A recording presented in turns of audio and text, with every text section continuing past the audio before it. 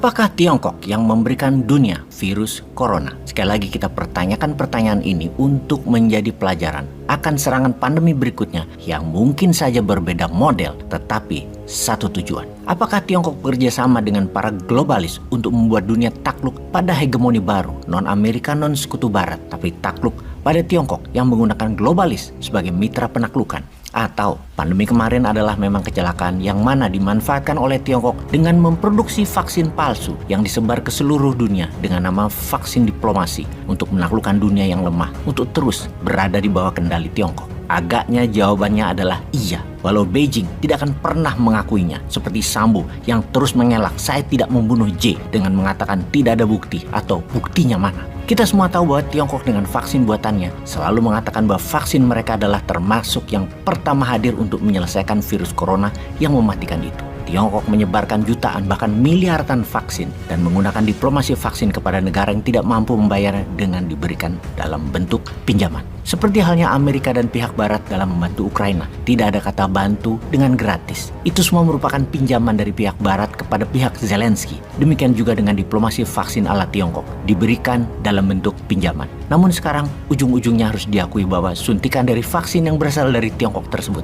tidak bekerja dengan baik, bahkan sama sekali tidak bekerja. Bahkan ejekan barang murah yang dibuat terburu-buru dari Tiongkok nggak ada yang beres kembali menggema di seluruh dunia kesehatan dunia saat ini. Mengapa informasi tentang virus Wuhan ini kembali menjadi sorotan dunia? Kita semua tahu ada masalah besar di Tiongkok dalam 6 bulan terakhir ini sehingga pemimpin besar Tiongkok, Xi Jinping, harus menjalankan zero covid policy atau kebijakan nol covid dengan ketat sehingga menutup banyak kota yang mengakibatkan ekonomi Tiongkok hanya tumbuh di bawah 1%, jauh dari target ekonominya yaitu di atas 5%. Mengapa segitu parahnya tindakan keras harus dilakukan memenjarakan penduduk Tiongkok di rumah masing-masing demi nolnya COVID yang masih dengan kecepatan tinggi memapar penduduk Tiongkok?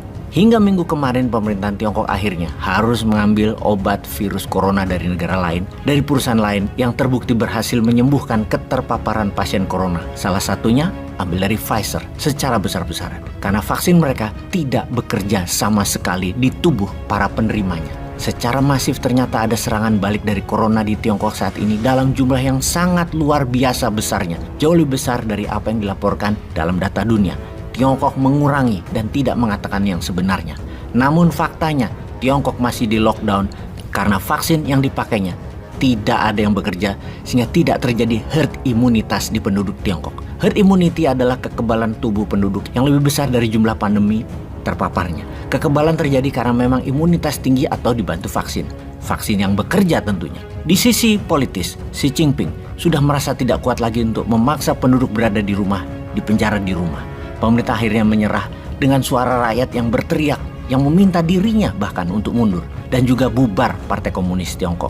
Satu-satunya cara adalah menyerah, menutupi kekalahan dengan membeli obat-obat antivirus yang akan diberikan kepada rakyat Tiongkok dan bukan lagi menggunakan vaksin.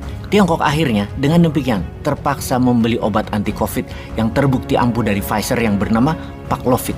Ketika barang ini tersedia di online di Tiongkok, dalam 1 jam langsung sold out. Jutaan paket terjual dalam hitungan jam. Memperlihatkan betapa parahnya keadaan di Tiongkok saat ini akan serangan besar dari gelombang ketiga corona.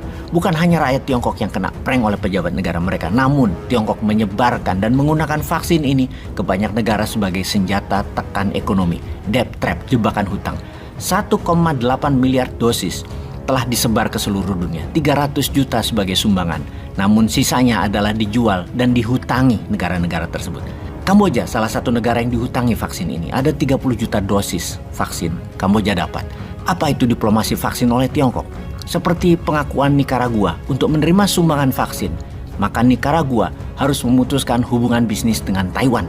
Akhirnya setelah berpikir panjang, Nicaragua tidak punya pilihan. Jutaan orang sudah terpapar yang membuat Nicaragua menerima syarat Tiongkok, melepas hubungan bisnis dengan Taiwan, dan mendaratlah 2 pesawat vaksin dari Tiongkok besoknya. Tawaran yang sama diberikan ke Paraguay, namun Paraguay tidak menerima tawaran gratis dari Tiongkok, memilih membeli dari Pfizer walaupun dengan harga mahal. Namun terbukti di kemudian hari, Paraguay berhasil menangani virus corona sementara Nicaragua tidak berbeda. Sama dengan tidak memberi vaksin, yang akhirnya dapat barang lain lagi bukan dari barang Tiongkok. Baru bisa mengatasi masalah di Nicaragua. Hal ini diketahui baru-baru ini. bukan kejadian waktu di tahun 2020. Kampanye Xi Jinping pada dunia di tahun 2020 mengatakan bahwa vaksin Tiongkok adalah solusi dunia. Ternyata balik arah terhadap dirinya sendiri sekarang. Secara jumlah, negara Bangladesh misalnya, kehilangan banyak tenaga medis karena menggunakan vaksin ini, namun vaksinnya tidak bekerja, sehingga rakyat Bangladesh akhirnya dapat bantuan dari India yang obatnya berhasil menangani penyembuhan corona dan tidak menggunakan vaksin, pakai obat. Banyak negara yang dekat dengan Tiongkok yang terjebak dengan vaksin Tiongkok mengalami masalah di awal pandemi karena memukul banyak para medis tenaga kesehatan termasuk dokter di negara-negara seperti Brazil, Filipina, Kamboja, Pakistan, Turki. Mereka meninggal. Yang pada akhirnya negara tersebut sadar dan menggunakan vaksin dari produk lainnya non-Tiongkok dan barulah efektif menangani masalah COVID di negaranya. Injeksi kedua dan booster dari produk lain baru bisa menangkal virus corona. Kalau awal-awal corona adalah malapetaka bagi dunia yang terkecoh pakai vaksin tidak efektif dari Tiongkok tersebut. Harusnya sekali lagi Tiongkok ini bertanggung jawab. Tiongkok memang menghasilkan billion dollar atau keuntungan dari pandemi ini, namun ternyata sekarang memakan karmanya sendiri mereka itu. Kalau kita melihat dari kacamata HAM, hak asasi manusia, apa yang dilakukan Tiongkok adalah extraordinary crime atau kriminal berat yang harus bertanggung jawab atas meninggalnya jutaan manusia di dunia ini di awal pandemi karena percaya omongan pemimpin besar Tiongkok tersebut. Banyak tenaga medis yang tetap terpapar setelah diinjeksi vaksin Tiongkok di tahun 2020 dan itu menjelaskan apa?